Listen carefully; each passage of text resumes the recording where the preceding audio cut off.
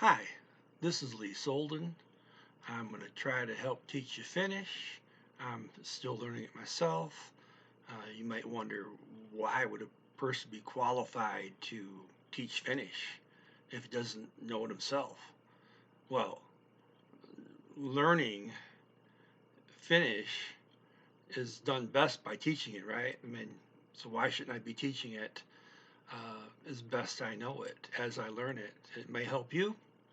If you're beginning to learn Finnish yourself, maybe you want to listen to a beginner who understands what the issues are that you are struggling with, right? So, okay, so here goes. Um, I'm helping you teach a video.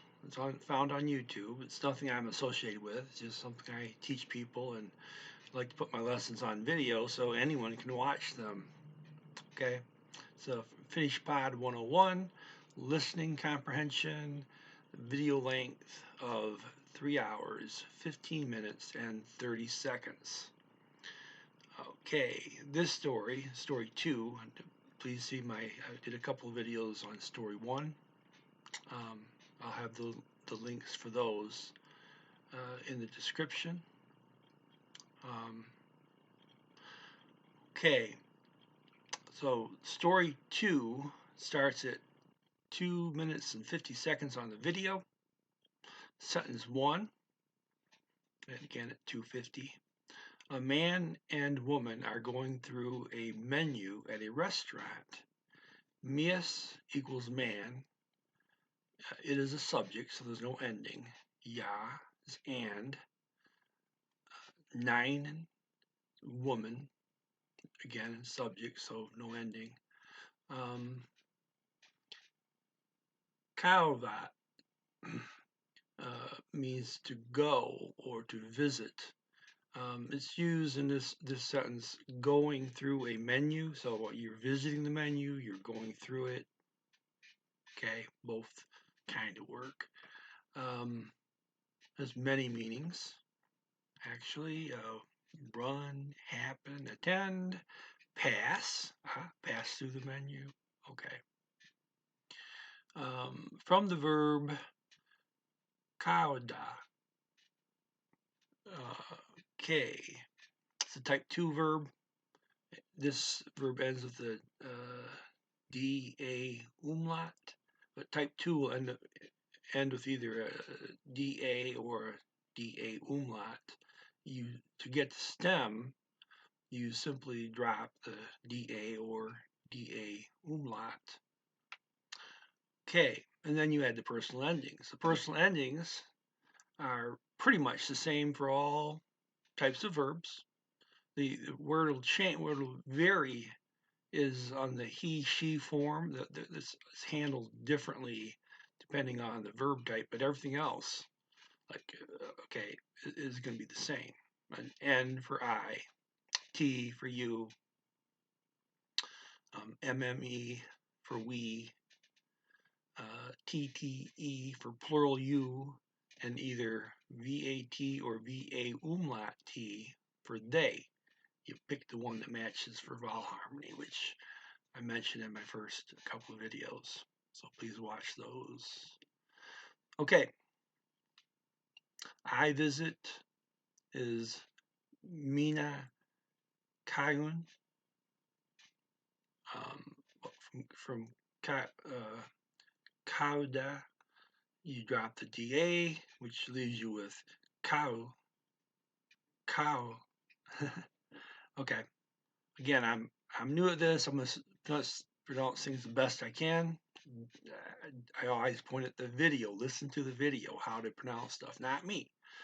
But somebody has to explain what the stuff means to you, right? That's what I'm doing here. So I'll do the pronunciation best I can and teach how the video goes. Okay. So you get the stem, cow, and then you've got to add the ending. Well, N for I. So I visit would be Mina Kayun. You visit Sina Kayut. and he visits Han Caillou. Okay, so for this type of verb, type 2 verb, the stem is the same as the he, she, it version because you don't do anything with the stem to get to the he, she, it version. Okay. We visit, me, kayume. You visit is te, kauta. And that the plural you is also the polite form. So you're talking to one person, and you want to be polite about it. You're going to be using the plural you form. They visit, he, kauvat. And there's also a passive voice, which is used a lot in Finnish. Sinä, which means there, therein. Kaudan. Okay, it's A-A-N ending. Okay, and the D is holdover from the infinitive kauda. Okay, so kaudan. You see in type 1, we'll generally end with T-A-A-N because type 1 has 2 vowels at the end, and they always they default to a T before the double A-N for the passive voice. Okay, making a bit of sense of this for an English speaker who perhaps knows a bit of the Latin languages. Okay, mina. Okay, it's sort of easy to remember that because there's kind of like a me in there, right? So for I, mina. You, sina. Okay, you singular. No good hint comes to mind though. You is the person you are seeing in front of you as you're talking to that person, right? You. So sina. Think of it, you're seeing the. Okay, best I can think of. Note that in spoken languages they shorten both mina and sina. Mina just is ma, and sina is simply sa. In the again in the spoken Finnish. Okay, he, Han. That's not too hard. Just think of well, they both start with an H. Him, Han.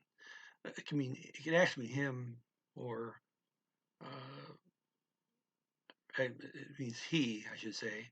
But think of him when you're trying to remember what Han means, right? Just associate that. But it can mean he or she or it. Well, not it. It goes to sorry. But to mean he or she, Finnish does not have genders. Okay. So when you hear Han, it's not, it might mean he, but it might mean she. Okay. And, well, if you look at him for your hint, well, him starts with an H, him ends with a nasal sound. So does Han start with an H and end with a nasal sound. Okay. And let's scroll down. Trying to go by this text I got prepared, which by the way, which I'll also stick in the comments of this video.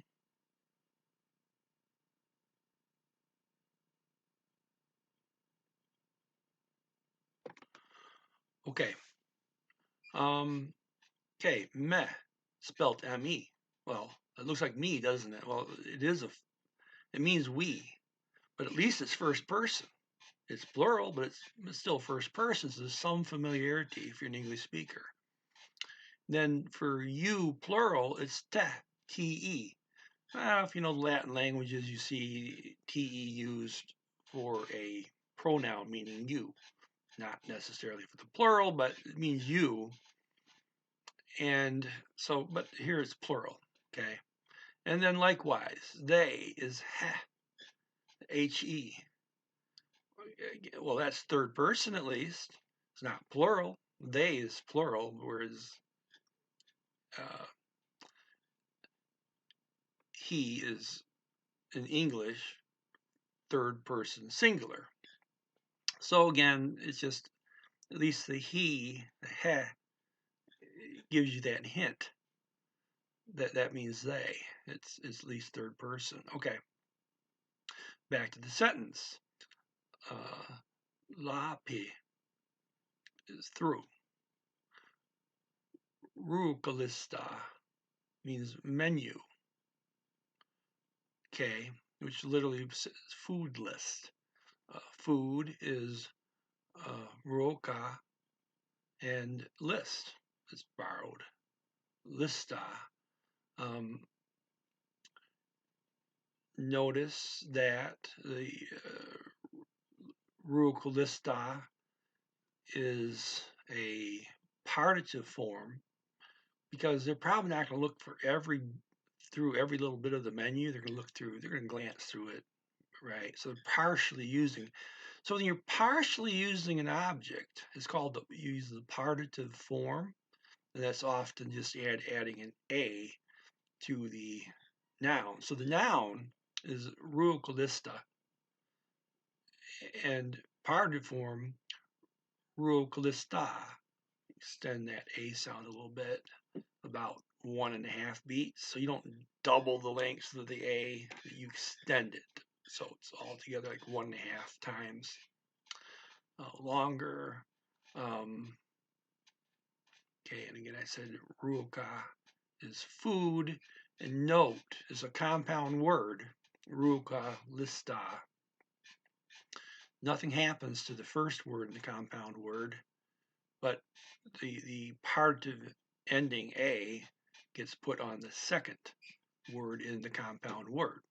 Now, I'm going to tell you right here, you're going to see a or sometimes ta or ta umlaut or a umlaut. It's going to match the vowel harmony again um, to mark the partitive case. Okay. Okay, ravintolasa means in the restaurant. The word for restaurant is ravintola, and they have an SSA ending for in the restaurant. I started explaining this in the first couple of videos. Um, some reminders. The SSA ending, it has two S's, so this kind of think of stability. So there's no movement. This action is happening in the restaurant. They're not going into the restaurant. They're not walking out of the restaurant. This is all in the restaurant. In that restaurant, in a stationary manner, they're looking through the menu. Okay. Okay. The SSA. You look at the S's. You think of inside. And the memory trick I give is think of the restaurant big box. If you were to land on top of the restaurant, that would be LLA, surface restaurant, surface reference. You landed on the restaurant. Whereas if you SS, you sunk into the restaurant. Now you're inside of it. So the S for sink is L for land. So LLA would be on top of the restaurant. Again, stationary because you have two L's, same letter twice. Whereas SSA, inside that restaurant, you didn't land on the roof. Instead, you sunk into the restaurant. You're inside of it. Okay. Okay. Now, constant reduction does not apply here.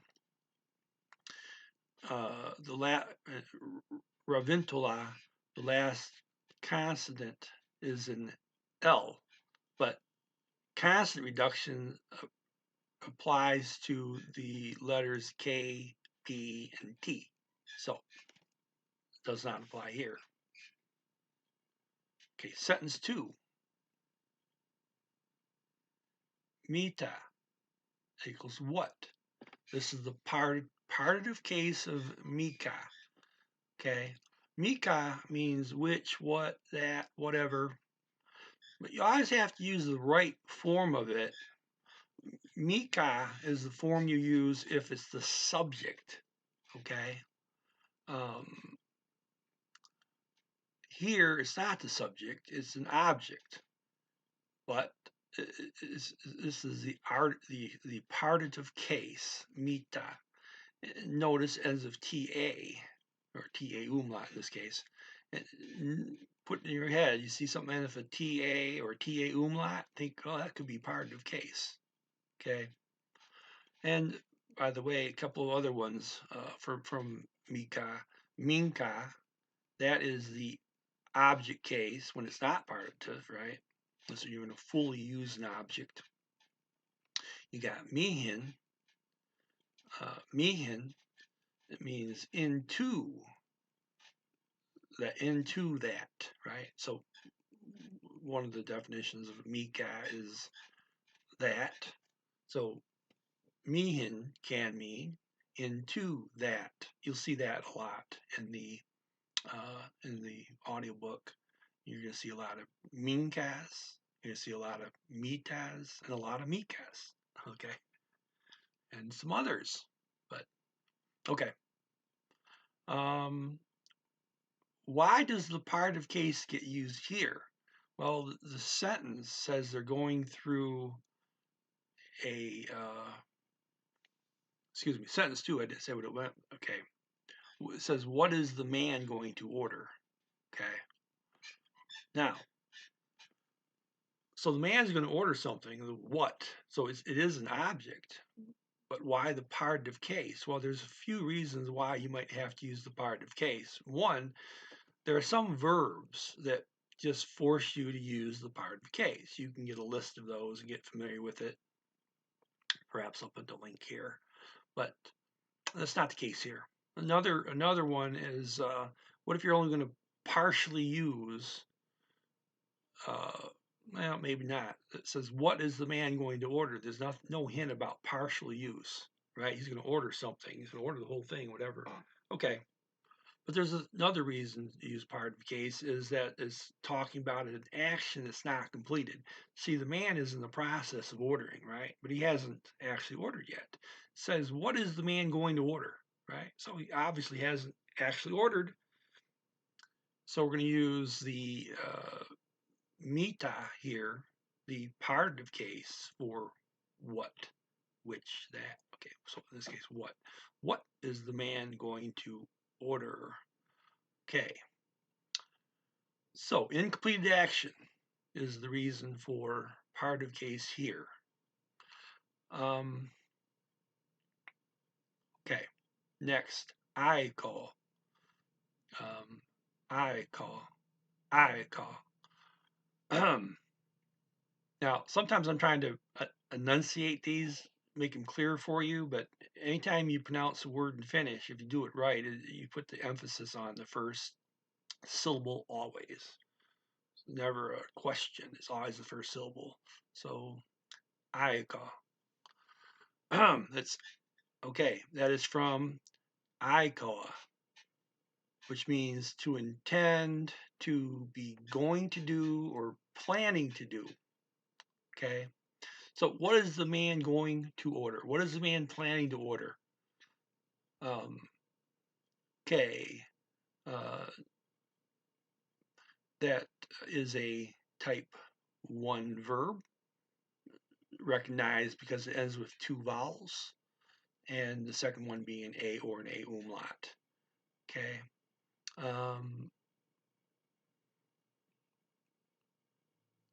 Okay, and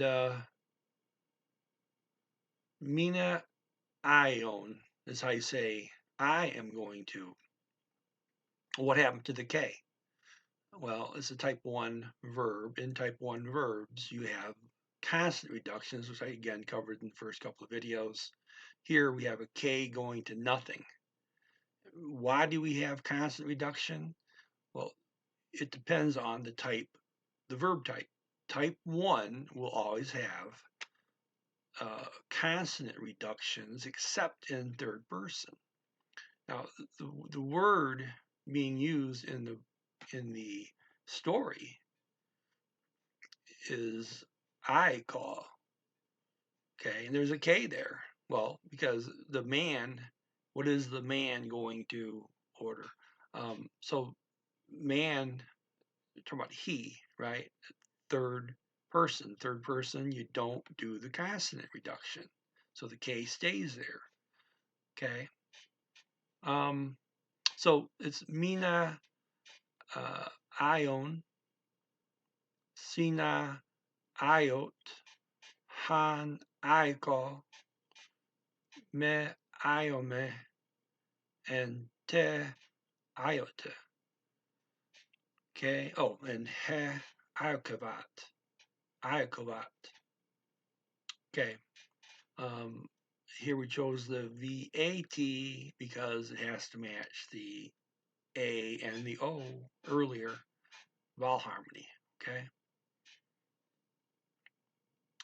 Okay, and right below that, I wrote the conjugation for Kaeda. Mina Kaeda. Oh, sorry. Mina Kaun. So Mina Kaun. Sina Kaut. Han Kau. Me Kaume. Te Kaute. He Kauvat. Okay. Biggest difference. Well, this is a type 2 verb. Keda, type 2 verb, recognized ends of a DA or DA umlaut. And, well, to get the stem, you drop either the DA or the DA umlaut. And for the he, she form, nothing happens for the he there. You just, whatever the stem is, that's also what you use for the he, she form. Otherwise, it matches all the endings from the type 1 verb, Iakoa. Iakoa. Okay. Okay.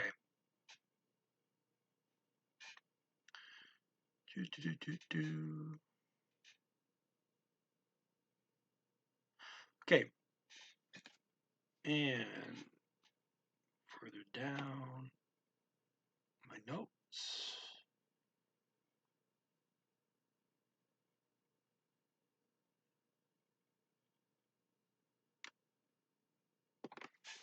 Okay. Type 1 verb, drop the A or A umlaut. Remember I said that they always end with 2 vowels, second one being A umlaut. Type 1 verb, you simply drop the A or A umlaut. And then you add the personal endings. Where these various verb types differ is in the third person singular.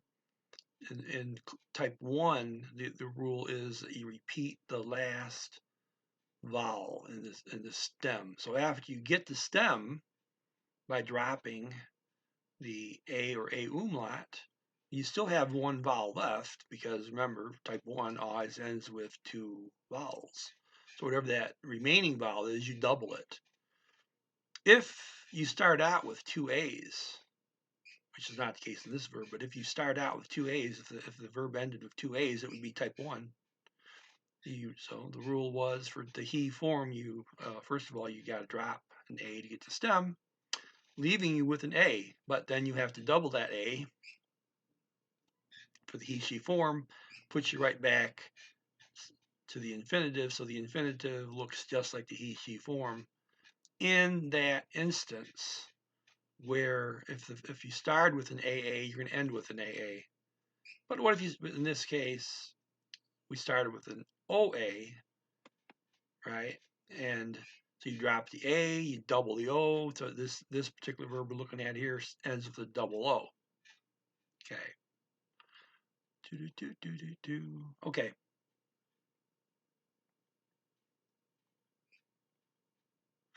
Okay. constant reduction. To be clear, constant reduction rules never change, but when you use them, varies by verb type, and verb types can have other changes to the stem. Such changes to the stem help define the verb type along with what the verb ends with, as basically the personal endings are the same for all verb types. Okay. We learned the three most common constant reduction rules earlier. KK goes to K, PP goes to P, TT goes to T. I'm going to add that K by a single K goes to nothing, which explains the missing K in 4 of the forms above for the type 1 verb mentioned. And sometimes a K goes to an H or a J instead of disappearing. A single P goes to V, and a T goes to D. T going to D, that's kind of easy to remember because a D is a softer T, but how does a P go to a V? Well, if you know Spanish, you know that, well, they don't even consider a V and a B being the same, I mean, being different at all. They pronounce B's and V's the same. Well, so consider if you're a Spanish speaker and you say, well, P goes to V, that would make sense to you. Because, well, wait, that's like same as saying P goes to B. Well, a B in English is a softer P, okay? So this won't throw you at all if you know a little bit of Spanish. If you don't, maybe you got to memorize it. But again, P, P goes to V. V. Okay. Get back to sentence 2. Tilata. And I didn't say that. Okay. Tilata. To order. Not going to conjugate here because it's sitting here as an infinitive form, so we'll leave that alone for now. As with many languages, you do not conjugate the second verb in a verb phrase. Note, this verb phrase is an example of forming a future tense using is going to, the same as is often used in English. Note, though, like in English, you can use the present tense for the future. Example, I'm going to the store. Present, I'm going to the store tomorrow. Future, by putting a future reference. English really doesn't have a future form if you think about it. We got that will. We will do something, okay, but we have to add, we don't really have it. The Spanish language has a actual future form, right? So do all the Latin languages, right? But Finnish doesn't have a future tense. You can use the present tense, or they're going to use a couple other things like is going to. Okay. Okay, tilata. Tilata is a type 4 verb. It's the fourth of 4 common types. There's other types. I'm going to talk about type 5 and 6 in a moment, but don't get too worried about that. There's really only 4 types you're going to see over and over again.